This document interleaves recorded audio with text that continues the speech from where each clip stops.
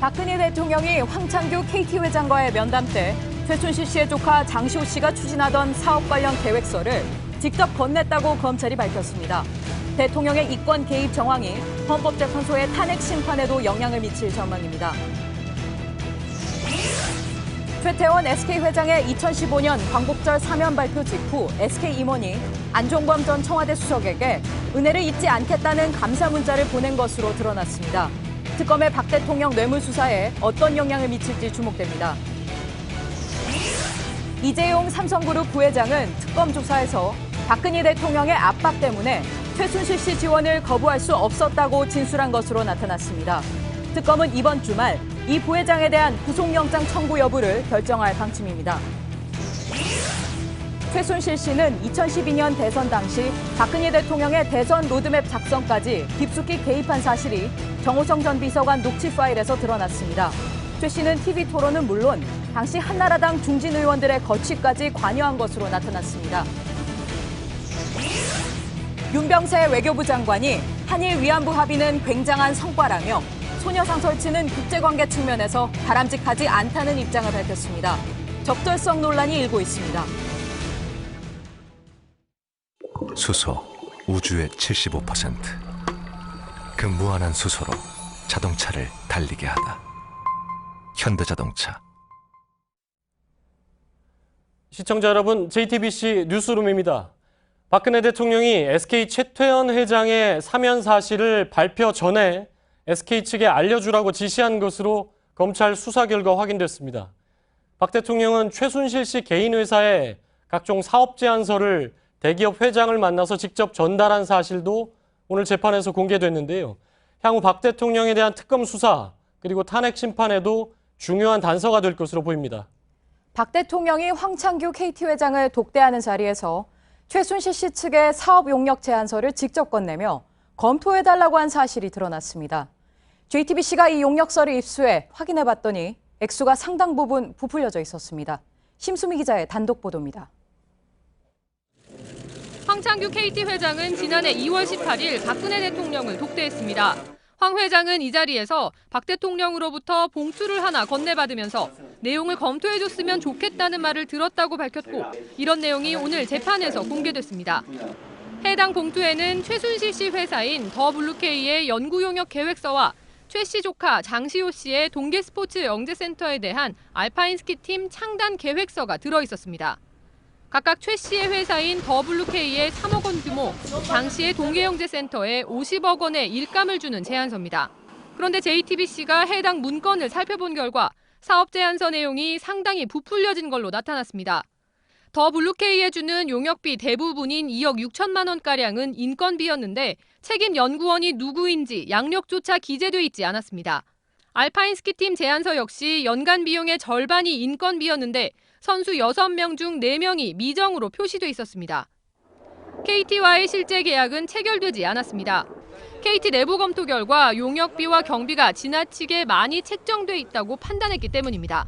하지만 황 회장은 박 대통령의 검토 요청 사안인데다 안종범 전 수석이 중간 점검을 했기 때문에 단칼에 거절하기 어려웠다고 검찰에서 진술했습니다.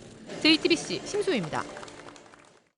자, 오늘 재판에서는 지난 2015년 SK 최태원 회장의 사면 직후에 SK 측이 안종범 당시 수석에게 보낸 문자도 공개됐습니다. 하늘 같은 은혜를 영원히 잊지 않겠다는 거였는데요. 자, JTBC 취재 결과 SK 측은 2014년부터 안종범 전 수석을 따로 만나서 최 회장의 사면을 부탁했던 것으로 확인됐습니다. 김준 기자입니다. 2015년 8월 13일 최태원 SK그룹 회장을 포함한 8.15 특별사면 명단이 발표됐습니다. 발표 직후 김창근 SK수펙스 협의회장은 안종범 전 청와대 수석에게 문자를 보냈습니다. 하늘 같은 이 은혜를 영원히 잊지 않고 산업보국에 앞장서 나라 경제 살리기를 주도할 것이고 수석님의 은혜 또한 개인적으로도 잊지 않겠다는 내용입니다. 그런데 김창근 회장은 검찰 조사에서 최 회장 사면을 부탁하기 위해 안 전 수석을 2014년과 2015년 두 차례 만났다고 진술한 것으로 파악됐습니다. 특히 8.15 특사를 한 달여 앞둔 2015년 7월 13일 안 전 수석은 사면을 부탁받은 자리에서 국정과제인 경제 살리기나 청년 실업 문제 해결 등을 발표하면 좋지 않겠냐고 말했다는 겁니다. 김 회장은 이에 따라 일주일 뒤 지난번 말한 내용에 대해 뵙고 논의드리고 싶다는 문자를 안전수석에게 보냈고 이후 SK 하이닉스의 50억 원 투자 계획안 등을 전달한 것으로 확인됐습니다. 사면을 두고 SK와 청와대의 교감이 있던 것 아니냐는 지적이 나옵니다. JTBC 김준입니다. 자, 박근혜 대통령은 계속된 의혹에 이렇게 얘기를 해왔죠. 국가를 위해서 한 일이다. 박근혜 대통령이 이렇게 한 해명을 무색하게 만들었던 게 바로 최순실 씨 딸 친구의 부모 회사를 박 대통령이 직접 지원하도록 지시한 사실이었습니다. 자, 그런데 최순실 씨가 이 회사 측에 포스코든 현대차든 거래하고 싶은 회사가 있으면 알아서 정해라 이렇게 말했던 것으로 확인됐습니다. 이서준 기자입니다. 현대차그룹은 2015년 2월 협력업체 명단에도 없던 KD 코퍼레이션과 계약을 맺고 지난해 9월까지 10억 원 상당의 제품을 납품받아왔습니다. KD 코퍼레이션은 최순실 씨 딸 정유라 씨의 초등학교 동창 부모가 소유한 회사입니다. 최 씨는 박근혜 대통령과 공모해 현대차그룹을 상대로 이 업체와 계약을 맺도록 강요한 혐의를 받고 있습니다. 검찰은 오늘 최 씨 재판에서 KD 코퍼레이션 대표 이모 씨와 부인 문모 씨의 진술 내용을 공개했습니다. 문 씨는 검찰 조사에서 박 대통령 당선 직후 최 씨가 납품을 하고 싶은 곳을 말하라고 했다고 진술했습니다. 이어 2014년 가을 최 씨가 현대 쪽에서 가능할 것 같다고 알려왔다는 겁니다. 그런데 박 대통령이 안종범 전 청와대 수석과 함께 정몽구 현대차 그룹 회장을 만나 KD 코퍼레이션과 계약을 하라고 말한 시점도 이때입니다. KD 코퍼레이션 대표 이모 씨는 최 씨의 소개가 있고 나서 얼마 뒤 실제로 현대차 구매팀에서 연락이 왔고 계약을 했다고도 진술했습니다. 문 씨는 그 대가로 최 씨에게 현금 4천만 원과 고가 명품 선물, 해외여행 경비를 제공한 것으로 조사됐습니다. JTBC 이서준입니다. 박근혜 대통령과 최순실 씨의 공모 관계, 오늘 입증할 만한 검찰의 증거가 무더기로 쏟아졌습니다.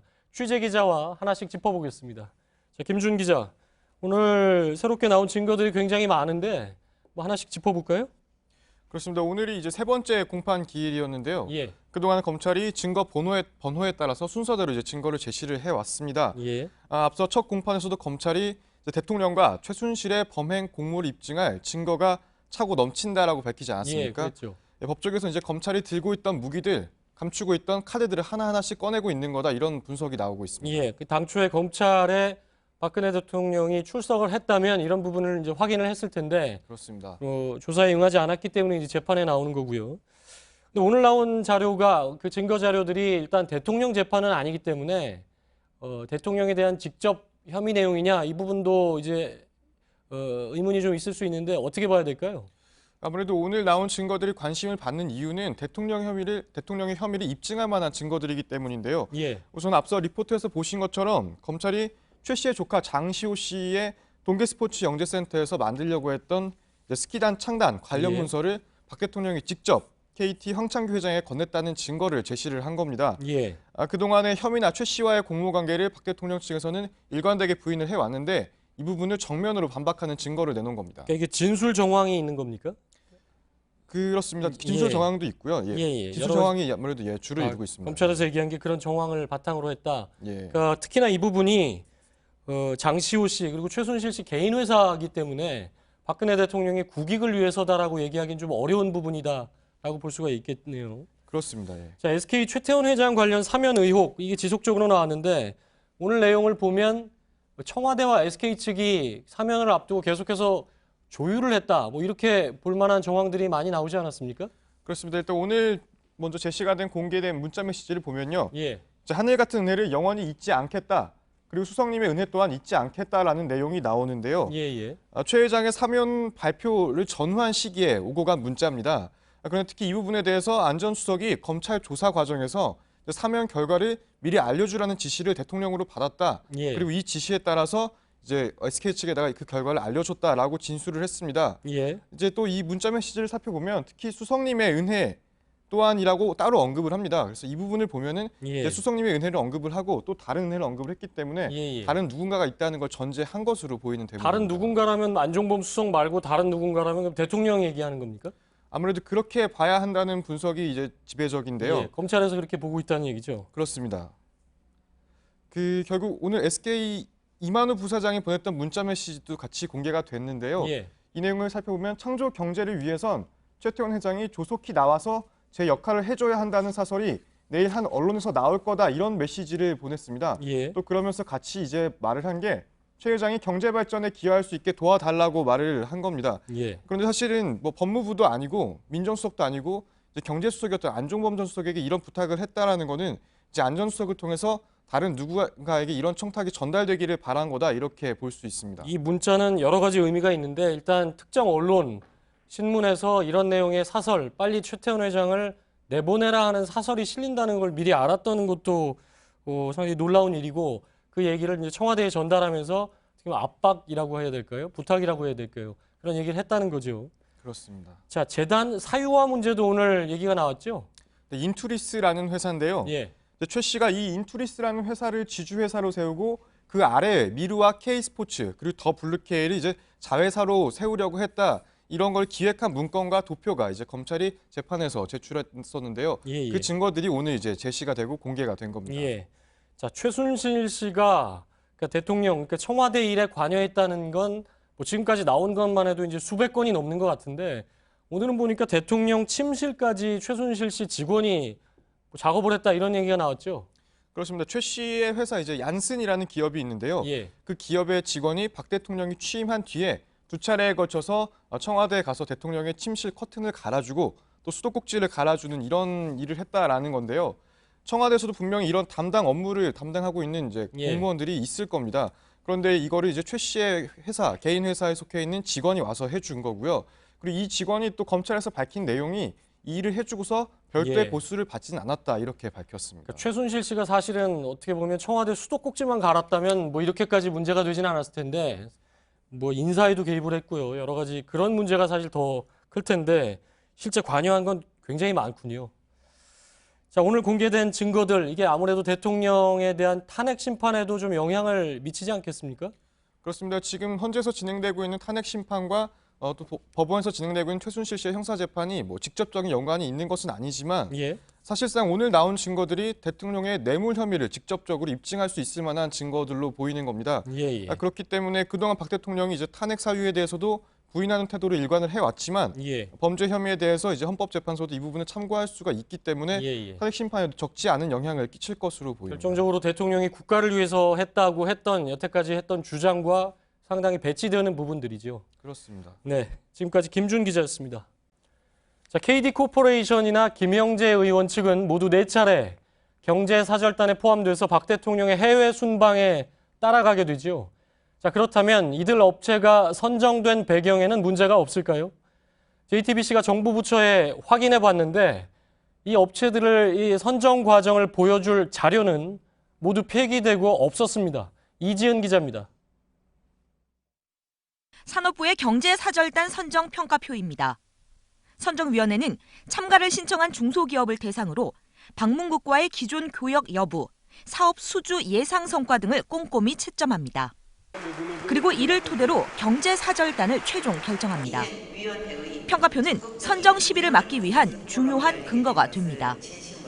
그런데 최순실 씨의 지인이 운영하는 KD코퍼레이션과 최 씨의 단골 성형외과 원장의 부인이 운영하는 YJ콥스 메디컬의 평가표는 폐기됐습니다. 두 업체는 2013년부터 모두 4번 경제사절단에 선정돼 대통령의 해외 순방에 동행한 바 있습니다. 취재진이 해당 평가표를 요청하자 산업부는 추가 활용 가능성이 없어 별도로 보관하지 않았다고 답했습니다. 회의록은 아예 작성하지도 않았습니다. 통상 각 부처는 업무 수행을 위한 모든 과정과 결과를 기록물로 관리해야 하는데 이 부분은 빠졌습니다. 최 씨가 경제사절단 선정에 업체 끼워 넣기를 할 수 있는 구조인 겁니다. KD코퍼레이션 대표의 부인은 검찰 조사에서 KD코퍼레이션 같은 작은 회사가 경제사절단에 들어가는 것은 쉽지 않은 일이라며 최 씨가 대통령과 친분이 있다는 것을 알 수 있었다고 말했습니다. JTBC 이지은입니다. 자, 이번에는 특검 사무실을 연결해 보겠습니다. 김필준 기자. 자, 이재용 삼성 부회장이 어제 조사를 받고 오늘 오전에 귀가를 했는데 자, 이 부회장의 신병 처리 언제쯤 결정이 됩니까? 특검은 오늘 브리핑에서 이르면 오늘 늦어도 내일까지 구속영장 청구 여부를 결정하겠다고 밝혔는데요. 특검은 이 부회장과 함께 삼성, 경영진, 수뇌부들의 사법 처리 수준도 함께 결정할 것으로 보입니다. 예. 자, 특검이 거의 밤샘 조사를 한 건데 여러 가지 이제 혐의를 두고 알아봤다 이렇게 볼 수가 있겠죠. 특검이 보고 있는 이재용 부회장의 주요 혐의 어떤 겁니까? 네, 뇌물 공여와 위증 혐의인데요. 특검은 삼성이 미르와 K스포츠재단에 204억 원을 출연하고 최순실 씨 측에게 236억 원, 이렇게 모두 440억 원의 뇌물을 건넸다고 보고 있는데요. 또 검찰 조사와 국회 청문회, 그리고 어제 있었던 특검 조사에서 이재용 부회장의 진술이 바뀌었기 때문에 위증 혐의를 추가할 방침입니다. 예. 그러니까 이재용 부회장이 국회 청문회에도 나갔고 검찰 조사도 받았는데 지금 김필준 기자 얘기를 들어보면 기존의 입장을 바꿨다. 근데 특검도 이 부분에 대해서 이제 확인을 해줬다는 거죠? 네, 이 부회장은 3번의 독대 자리에서 박 대통령의 요청 사항을 최지성 부회장에게 전달은 했다고 진술을 했는데요. 다만 최 씨가 배후에 있는 건 모르는 상태였다고 주장하고 있습니다. 앞서 검찰 조사에선 임원들에게 지시하지 않았고 지원도 정상적인 절차에 의한 것이었다며 위증 혐의를 추가할 수 있는 겁니다. 예. 뇌물죄가 해당되느냐 이 부분이 여러 가지로 중요하죠. 이재용 부회장의 사법 처리 수위, 그럼 바로 이제 박근혜 대통령의 사법 처리와도 수위와도 이제 관련이 되는 부분인데 삼성 입장은 어떻습니까? 네, 삼성은 뇌물이 아니라 강요와 공갈에 의해 지원한 것이라 주장하고 있는데요. 하지만 특검은 그동안 조사했던 삼성 관계자들의 진술과 안정범 수첩 등에서 상당 부분 증거를 확보했기 때문에 자신감을 내비치고 있습니다. 예. 자, 이재용 부회장의 영장 청구 아직 결정이 안 된 상태죠. 그 영장 청구 여부가 관심인 건 물론 삼성 측에도 큰 관심이겠지만 박 대통령 쪽에도 수사에도 굉장한 영향을 미치지 않겠습니까? 네, 박 대통령은 이 부회장과 가진 두 번의 독대 자리에서 최순실 씨의 금전 요청을 전달한 바 있는데요. 만약 이 부회장의 영장이 청구가 된다면 뇌물죄 입증이 상당 부분 된 거기 때문에 최 씨의 메신저 역할을 한 박 대통령은 뇌물죄 공범이 될 가능성이 점점 뚜렷해지는 겁니다. 예. 자, 그런데 오늘 재판에서 여러 가지 얘기가 나왔는데 최순실 씨가 모든 혐의를 이제 부인하는 게 드러났는데 자, 최순실의 입을 열게 할 정유라 씨에 대한 특검의 송환 계획은 어떻게 되어가고 있습니까? 네, 특검은 덴마크 검찰로부터 정유라 씨의 범죄인 인도 청구에 대한 조사가 다음 주말쯤 완료될 것이라고 통보를 받았는데요. 전에 덴마크 검찰은 송환 여부 조사는 보통 한 달쯤 걸리지만 자료가 충분하면 더 일찍 결정날 수 있다고 밝힌 바 있는데요. 그렇기 때문에 정 씨가 곧 송환될 가능성이 높다는 분석이 나오는 겁니다. 예. 자, 특검이 워낙 규모가 이제 크기 때문에 여러 갈래로 수사가 진행 중인데 자, 특검이 한창 수사 중인 것 중에 하나가 문화계 블랙리스트죠. 이 부분은 어떻게 진행이 되고 있습니까? 네, 특검은 오늘 김종덕 전 문체부 장관과 정관조 전 차관 그리고 신동철 전 비서관을 소환했습니다. 모두 블랙리스트 관련인데요. 이외에도 어제 이화여대 비리로 소환된 김경숙 학장을 비가 한 지 하루 만에 다시 불러 조사하고 있습니다. 지금까지 대치동 특검 사무실에서 JTBC 김필준입니다. 자, 지금 조금 전에 특검 사무실 김필준 기자도 전해드렸습니다만 이재용 삼성전자 부회장의 입장이 바뀌었습니다. 지난해 11월 검찰 조사 때는 대통령과의 독대에서 승마 지원을 논의한 사실이 없다 이렇게 진술을 했었죠. 하지만 특검에 나와서는 다른 얘기를 했는데요. 박근혜 대통령이 승마 지원을 왜 제대로 하지 않느냐 이렇게 화를 내서 어쩔 수 없이 지원했다 이렇게 밝혔습니다. 백종훈 기자의 단독 보도입니다. 박근혜 대통령은 2015년 7월 25일 이재용 삼성전자 부회장과 독대했습니다.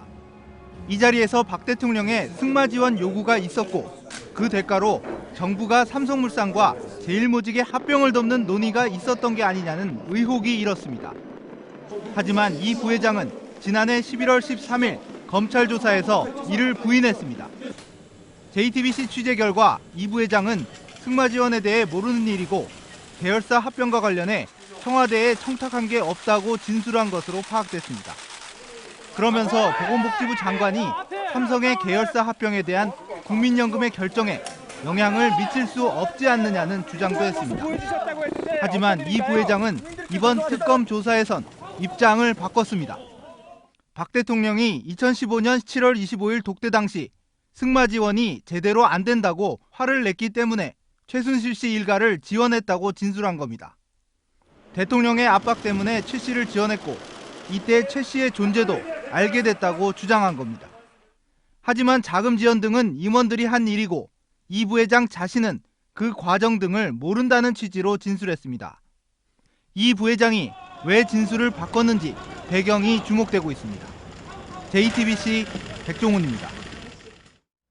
자, 이재용 삼성 부회장에 대한 수사는 여러 가지로 의미가 큽니다. 그 사법처리 수위, 삼성 부회장에 대한 사법처리라는 점에서도 그렇지만 이게 바로 박 대통령에 대한 수사, 그리고 헌재의 그 탄핵 심판에도 큰 영향을 주기 때문인데요. 취재 기자와 자세히 짚어보겠습니다. 자, 백종훈 기자. 일단 이재용 부회장이 이제 진술을 바꾼 건데 그거 왜 그렇습니까? 예, 앞서 리포트에서도 말씀드렸지만 예. 박 대통령이 왜 승마 지원이 제대로 되지 않느냐라고 화를 내서 지원하게 됐다. 그런 예. 취지로 진술을 바꿨습니다.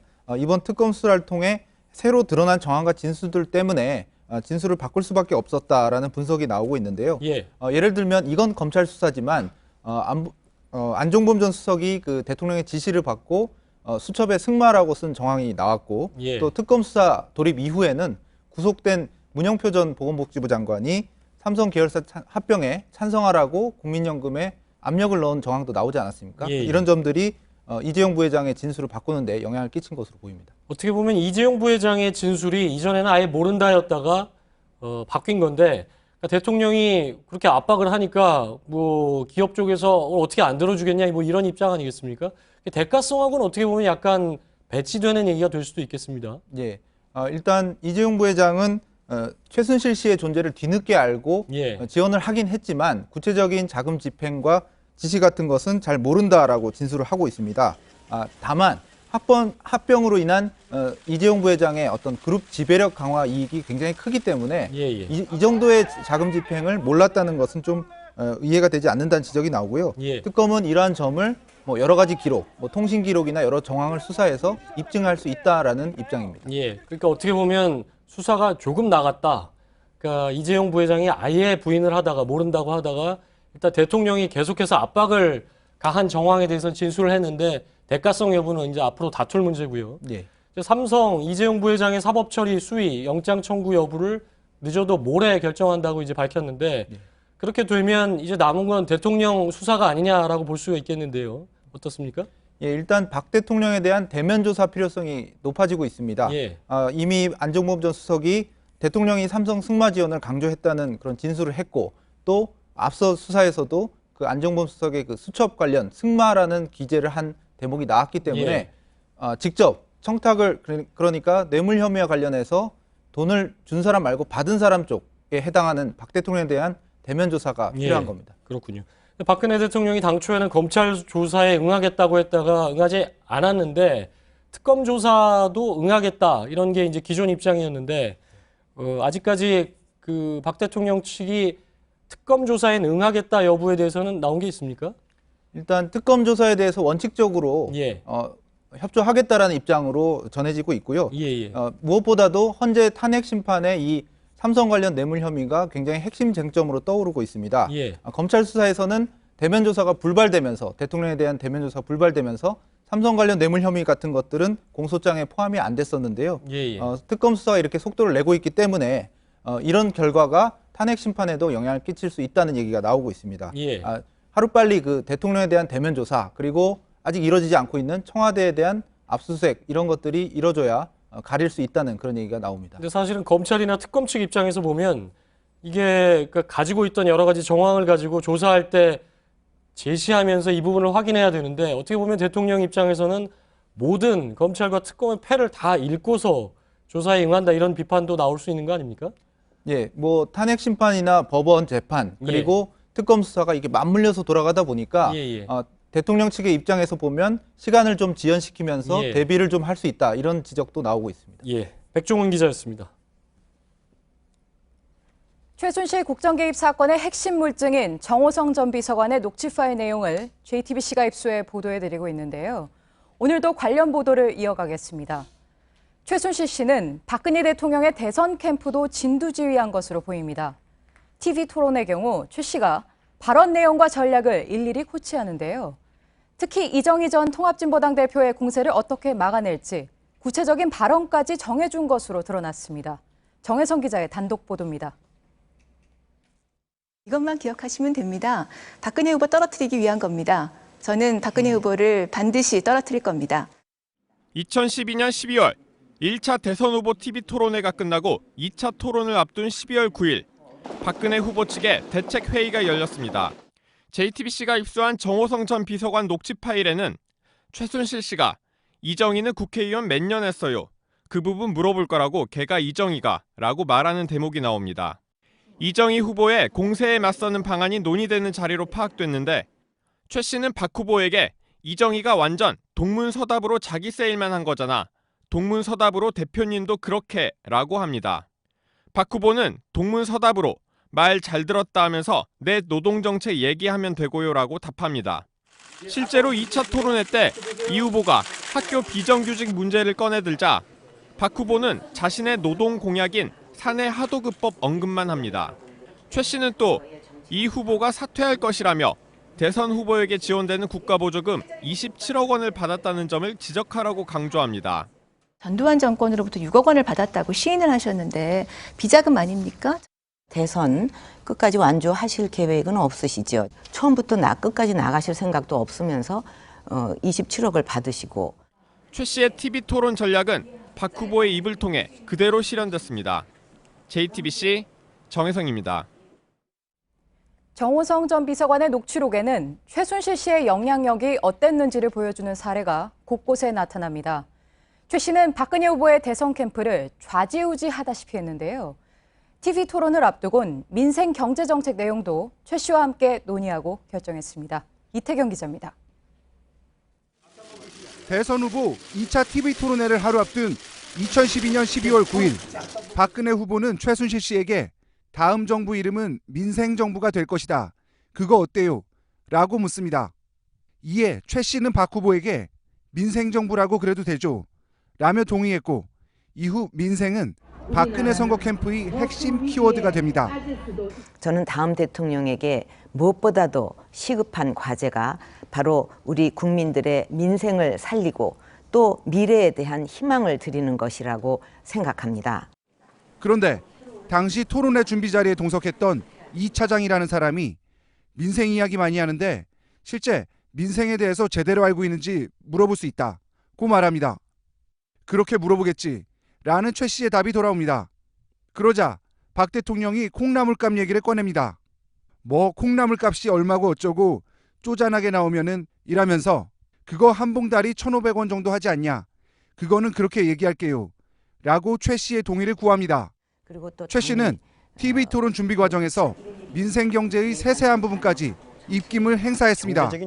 JTBC 이태경입니다. 정호성 전 비서관의 녹취 내용을 보면 최순실 씨는 2012년 대선 당시 새누리당 중진 의원들의 행보에도 영향을 미친 것으로 나타났습니다. 대선 전국에서 여당의 부진한 정치 공세에 불만도 드러냈습니다. 이어서 박진규 기자입니다. 서청원 의원은 2012년 9월 백의종군을 선언합니다. 박근혜 당시 후보의 대선 승리를 위해 대선 캠프에서 아무 자리도 맡지 않겠다고 했습니다. 한 달 뒤 최순실 씨는 정호성 전 비서관에게 서 의원의 거취 문제를 해결하라고 합니다. 박 대통령이 서청원 대표는 국민 대통합위원회 고문으로 들어오시는 게 좋을지 그냥 지금처럼 백의종군 하겠다고 하니까 그냥 계시는 게 좋을지라고 묻자 최 씨가 정 전 비서관에게 다른 자리를 찾아보라고 말합니다. 김무성 의원에 대해서도 종합상황실에 들어가라며 역할을 지시합니다. 정치 공세 과정에서 여당이 부진하다며 친박 의원들에 대한 불만을 드러내기도 합니다. 박 대통령도 친박 의원들을 고하라고 한다고 말합니다. 특검은 최 씨가 대선 로드맵에 이어 당 운영과 관련한 부분까지 적극 관여했을 것으로 보고 있습니다. JTBC 박진규입니다. 내일도 서울 도심에서 박근혜 대통령의 퇴진을 촉구하는 촛불 집회가 열립니다. 고 박종철 열사의 추모식과 지난 집회 때 분신으로 숨진 정원 스님의 영결식도 진행됩니다. 신진 기자입니다.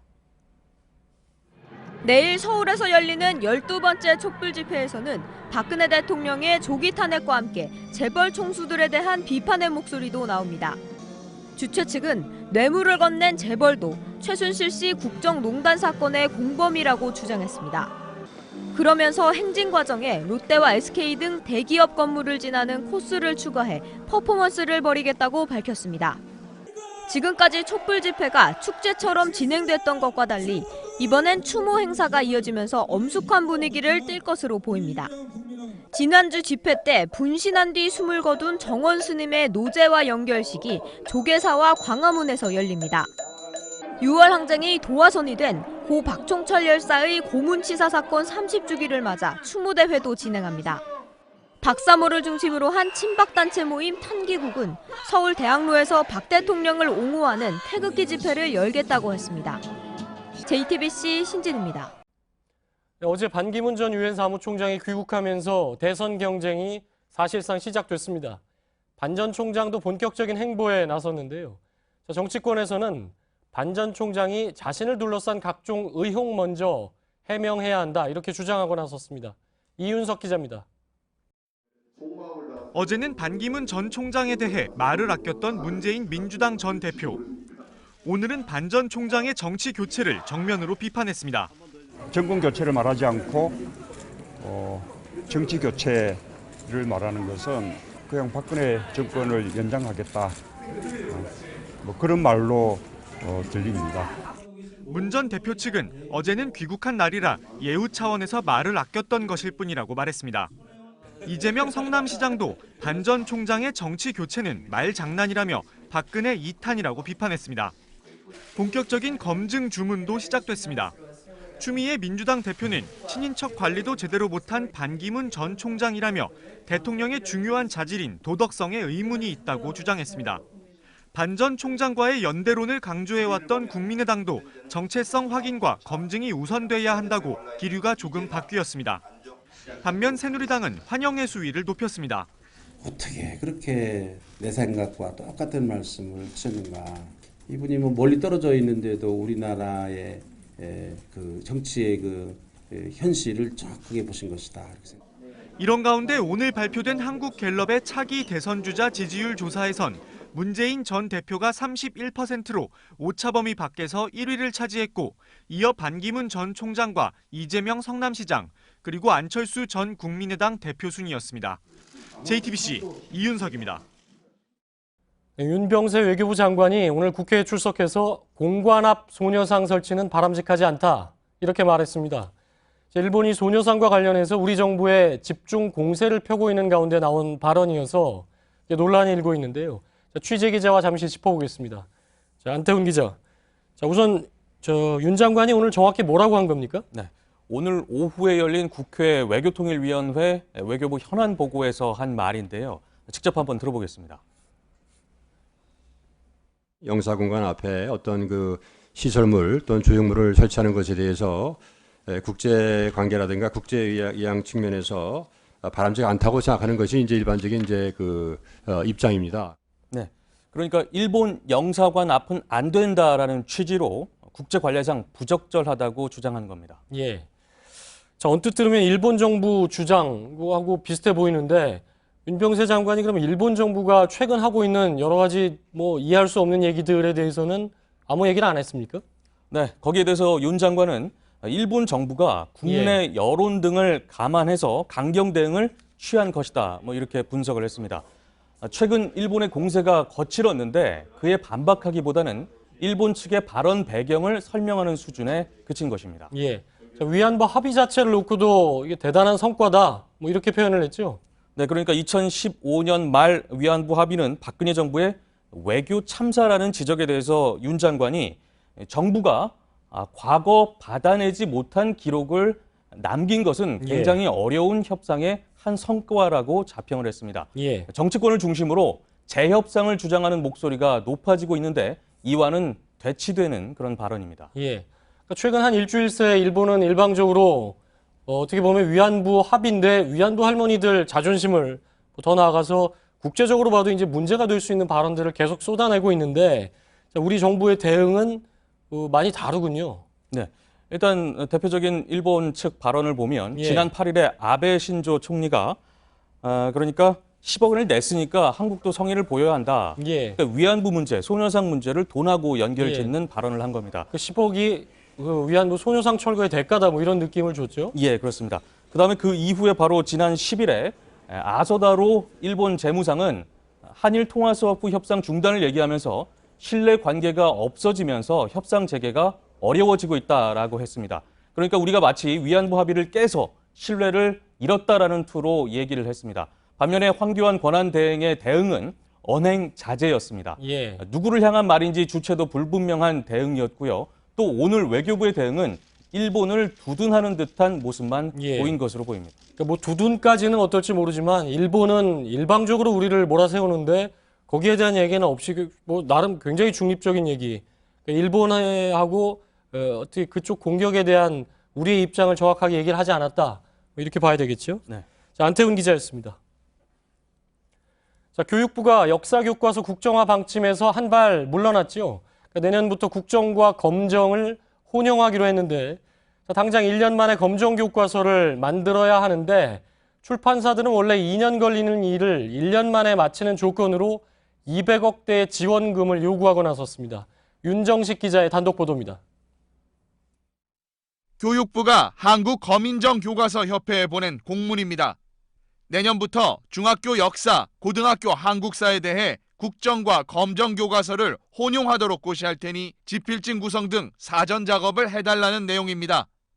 교육부는 지난 3일 8개 출판사 대표들을 불러 진행 상황을 점검했습니다. 그런데 이 자리에서 출판사들은 교과서 제작에 드는 검정 심사 수수료를 정부가 대신 부담하라고 요구했습니다. 역사 과목뿐 아니라 새 교육과정에 맞춘 중고교 검정 교과서 117종 전체가 대상입니다. 전체 규모는 200억에서 250억 정도 막 이 정도 되는 것 같아요. 국가 예산으로 좀 지원을 해달라 뭐 이런 것들 이제 요구사항들이 계속 있었죠. 교육부는 일단 그런 요구를 받은 바 없다고 부인했습니다. 하지만 출판사들이 제작에 협조하지 않을 경우 교육부는 검정 교과서마저 부실하게 했다는 책임을 져야 하기 때문에 고심 중인 것으로 전해졌습니다. 국정교과서 뒷수습을 위해서 이렇게 막대한 세금을 쏟아붓는 게 말이 됩니까? 교육부는 지난해 국정교과서 개발을 위해 이미 44억 원을 투입한 바 있습니다. JTBC 윤정식입니다. 일본에선 월 80시간 초과 근무를 과로사 라인으로 보고 있습니다. 한 달에 80시간 넘게 추가로 야근을 하면 죽을 수도 있다는 얘긴데요. 일본 정부의 단속과 별도로 기업들이 변화하려는 움직임도 감지됩니다. 퇴근 후 다시 출근할 때까지의 시간을 일정 이상으로 하는 근무 시간 간격제가 눈길을 끕니다. 이정원 특파원입니다. 일본 미쓰비시 전기입니다. 2013년 입사한 31세 남성은 초과 근무가 일상이었습니다. 한 달에 이틀 쉬면서 과로사 라인의 2배인 160시간 이상 야근을 반복했습니다. 상사는 시키는 일밖에 못하느냐, 너는 내가 죽으라고 하면 죽을 거냐며 폭언을 쏟아부었습니다. 불면증과 우울증에 걸려 병가를 낸 뒤 지난해 6월 해고됐습니다. 너무 힘들어서 밥이 목으로 넘어가지 않았다. 손이 떨릴 정도였다고 증언했습니다. 노동당국은 그의 산재를 인정했고 회사 법인과 직장 상사를 검찰에 넘겼습니다. 일본 노동기준법은 하루 8시간, 일주일 40시간 근무를 규정하고 있는데요. 노사협정에 따라 최대 월 70시간까지 잔업을 할 수 있도록 예외 조항도 두고 있습니다. 2015년 12월 대형 광고회사 댄스의 24세 여성 신입사원은 월 105시간 초과 근무를 견디지 못하고 자살했습니다. 이 같은 살인적인 초과 근무를 막아보자는 움직임이 올 들어 퍼지고 있습니다. 바로 근무시간 간격제입니다. 슈퍼체인 이나게야, 위생용품 제조사 유니참 등이 퇴근과 출근 시간 간격을 8시간에서 길게는 12시간으로 정했습니다. 일본 정부도 월 80시간 이상 초과 근무를 시키는 기업의 명단을 공개, 여론의 압력을 이끌어낼 계획입니다. 도쿄에서 JTBC 이정원입니다. 우리가 검색을 할 때 가장 많이 사용하는 인터넷 포털 사이트가 바로 네이버입니다. 네이버에서 무언가를 검색할 때마다 수많은 광고에 노출되고 있죠. 이렇게 네이버가 광고로 올린 매출이 3조 원가량 됩니다. 문제는 네이버의 광고 독점력이 갈수록 강해지고 있다는 건데 정부도 그 심각성을 깨닫고 인터넷 기업 광고 규제 카드를 만지고 있습니다. 이주찬 기자입니다. 인터넷 포털 네이버 홈페이지입니다. 화면 가운데 광고판이 설치돼 있습니다. 한쪽에서는 동영상 광고가 나오기도 합니다. 인터넷으로 뉴스를 볼 때도 광고는 항상 따라다닙니다. 검색어를 입력해도 상황은 마찬가지입니다. 검색어 창에 자동차라고 입력하니 가장 먼저 검색되는 건 바로 자동차 관련 광고입니다. 네이버가 이런 식으로 올린 광고 매출은 지난해에만 2조 9천여억 원으로 추정됩니다. 국내 광고 시장 전체 매출의 20% 수준입니다. 문제는 네이버의 광고 독점력이 갈수록 더 강해지고 있다는 점입니다. 전문가들은 온라인에서 네이버가 차지하는 비중이 너무 커서 중소인터넷 기업이나 전문 사이트들이 생존을 장담하기 어려운 구조가 됐다고 지적하고 있습니다. 방송통신위원회도 문제의 심각성을 인식하고 온라인 광고 규제에 대한 방안을 마련하기로 했습니다. JTBC 이주찬입니다. 유한 킴벌리에서 생산한 물티슈 10개 종류에서 허용치 2배 수준의 메탄올이 검출됐습니다. 잊을만 하면 터지는 유해물질 논란에 아이 키우는 가정은 불안합니다. 구혜진 기자입니다. 메탄올이 기준치 이상 검출된 건 유한 킴벌리에서 만든 하기스와 그린핑거 브랜드 10개 제품입니다. 물티슈의 메탄올 허용 기준인 0.002%를 넘어 최대 0.004%가 검출됐습니다.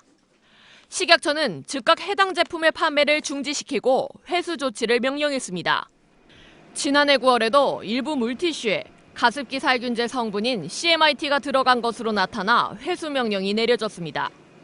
반복되는 유해물질 논란에 아기 엄마들은 불안합니다. 간식 같은 거 먹고 나서도 많이 사용하고 이제 휴대용으로도 많이 갖고 다니면서 손도 닦아주고 입도 닦아주고 하는데 많이 신경이 쓰이네요. 메탄올은 마실 경우 실명에 이를 수 있고 피부에 닿으면 발진이나 두통을 유발할 수 있습니다. 식약처는 이번에 검출된 양은 크게 우려할 수준은 아니란 입장입니다. 성인을 대상으로 유해평가 결과 인체 우려가 없는 것으로 판단되었지만 영유아의 경우에는 안전에 대한 보다 엄격한 기준을 적용하기 위해서 유럽은 메탄올 사용을 5%까지 허용하고 미국엔 기준이 없습니다. 유한 킴벌리 측은 메탄올이 원래 들어가는 원료는 아니고 납품받은 다른 원료에 섞여 들어간 것으로 보인다며 해당 제품을 구입한 고객에는 환불해주겠다고 밝혔습니다. JTBC 구혜진입니다. 오늘은 전국 대부분 지역에 눈이 내리면서 기온이 크게 떨어졌습니다. 주말인 내일도 영하 10도를 밑도는 한파가 찾아올 예정입니다. 홍지유 기자입니다. 한방눈이 쏟아지며 도심 거리가 하얗게 물들었습니다. 두꺼운 겉옷으로 온몸을 감싼 시민들이 어깨를 웅크린 채 걸음을 재촉합니다. 건물 앞마다 눈을 치우고 염화칼슘을 뿌리는 손길이 분주합니다. 북서쪽에서 내려오는 찬 공기의 영향으로 강원도 철원의 최저기온이 영하 14도까지 떨어졌고 강원도와 충북, 경북 내륙 지방까지 한파특보가 내려졌습니다. 낮 동안 잠시 그쳤던 눈은 오늘 밤부터 다시 시작돼 제주 산간과 울릉도 독도에 최대 20cm, 호남과 서해안은 최대 8cm의 눈이 쌓이겠습니다. 기상청은 이 지역에 대설 예비특보를 발령한 상태입니다. 주말인 내일과 모레는 오늘보다 기온이 더 떨어져 전국 대부분 지방이 하루 종일 영하권에 머무르겠습니다. 내일 서울 아침 기온이 영하 11도까지 떨어지겠고 낮 기온도 영하 5도에 그치겠습니다. 특히 이번 추위는 강한 바람까지 동반해 체감 온도는 영하 20도까지 떨어질 전망입니다. 주말 내내 추위가 기승을 부리다 다음 주 초부터 서서히 기온이 올라가기 시작해 주 중반에는 평년 기온을 회복할 것으로 기상청은 내다봤습니다. JTBC 홍지유입니다. 오늘은 밤샘 토론이 있는 날입니다. 본격적인 사당 체제 출범과 관련해 사당 대변인들이 출연해 각 당의 입장을 밝힐 예정입니다. 뉴스룸을 마치겠습니다. 시청해주신 여러분 고맙습니다.